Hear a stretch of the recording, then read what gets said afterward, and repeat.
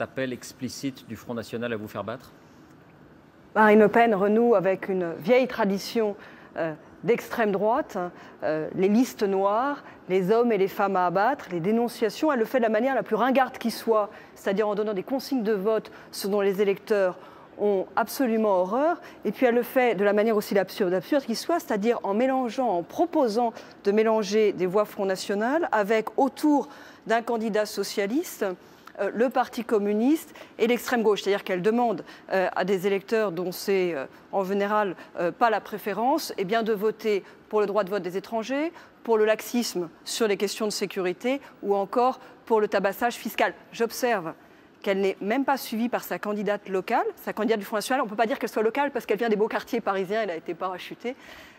Donc je ne suis pas sûre qu'elle soit suivie par ses électeurs. Bien, votre parti, l'UMP, a renvoyé aujourd'hui le PS et le FN dos à dos en cas de duel PS-FN. Est-ce que vous regrettez cette consigne?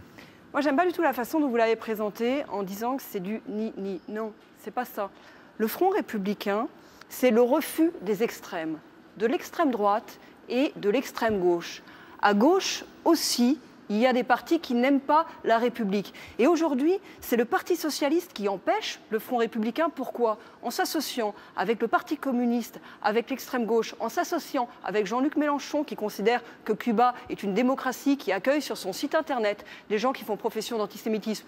Monsieur Pujadas, est-ce que l'antisémitisme de gauche, c'est mieux que l'antisémitisme de droite? Nathalie Kosciusko-Morizet, alors nous n'allons pas proposer à nos électeurs une association avec des gens qui eux-mêmes se sont associés avec l'extrême gauche. Autrement dit, vous dites, j'ai changé de position depuis un an parce que moi, j'ai pas changé de position. Le Parti socialiste s'est associé avec l'extrême gauche. Ce que vous disiez il y a un an. Je n'ai jamais proposé aux électeurs de voter pour l'extrême gauche. Je reformule ce que vous disiez il y a un an. Vous disiez, entre un candidat socialiste et un candidat Front National, je choisis le candidat socialiste. Vous disiez même pour la présidentielle, entre François Hollande et Marine Le Pen, je choisirais François Hollande. Non, monsieur. D'abord, monsieur Pujadas, vous avez changé de position. Je n'ai jamais dit entre François Hollande et Marine Le Pen, je choisirais François Hollande. C'est une question si j'avais à choisir, non, j'ai jamais dit ça.